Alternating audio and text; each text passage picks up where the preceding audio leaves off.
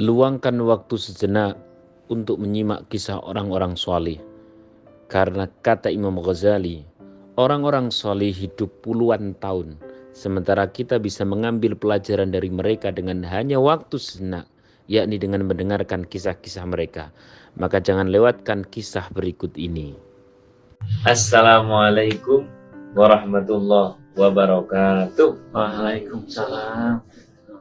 Dengan kisah ini nanti kita akan tahu ternyata kita ini dicintai Allah atau dicintai iblis, dibenci Allah atau dibenci iblis.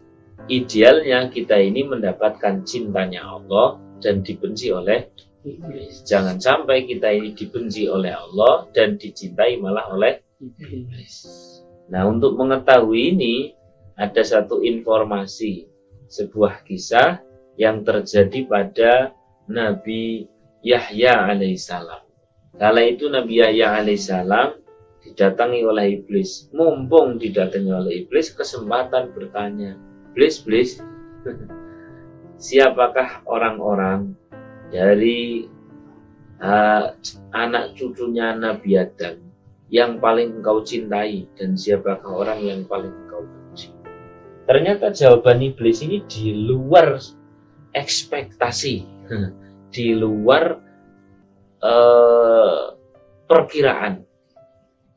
Iblis menjawab, manusia yang paling aku cintai adalah manusia yang soleh.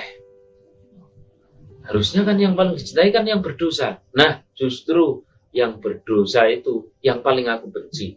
Loh, apa ndak kualik? Ndak. Kok iso? Yang paling aku cintai adalah orang yang soleh tapi pelit. Yang paling aku benci adalah orang yang banyak berdosa tapi dia dermawan.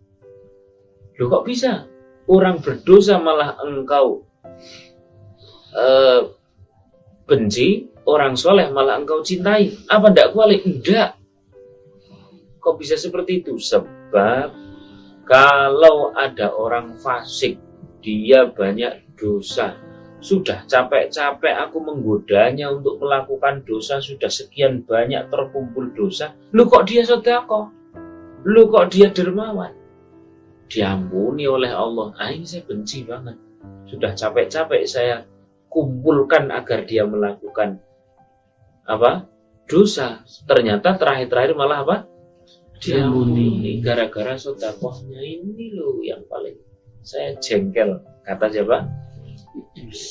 Sedangkan kalau ada orang soleh, dia soleh, alim lagi umpamanya, tapi dia pelit, nah ini lebih saya cintai.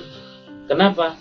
Sebab sebanyak apapun dia melakukan sholat, sebanyak apapun dia ilmunya, tapi ternyata dia pelit, dia termasuk orang yang mendustakan agama, alias agamanya tidak terbukti. Boleh jadi amal-amal solehnya itu, puasanya dan sebagainya itu tidak diterima oleh Allah. Nah, ini saya cintai. Nah, sehingga kesimpulannya monggo, idealnya sih soleh dan dermawan. Tapi kalau disuruh pilih, ya tadi itu versinya iblis, banyak dosa dan melakukan sedekah, ternyata malah dosanya diampuni oleh Allah. Jadi iblis jengkel. Ya, silahkan membuat iblis jengkel dengan menjadi orang yang dermawan. Barangkali diri kita kalau masalah dosa sih tidak usah direncana. Wong tidak direncana aja sering melakukan dosa kita ini. Dosa itu tidak usah sampai direncana. Wong tidak direncana saja sering dosa. Yang pasti bagaimana dosa-dosa kita diampuni dan kita mengecewakan iblis adalah dengan cara kita banyak bersedekah.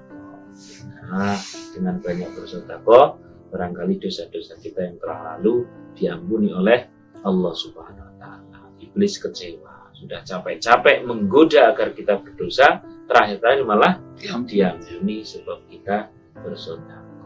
Ya, ini dulu yang dapat saya sampaikan.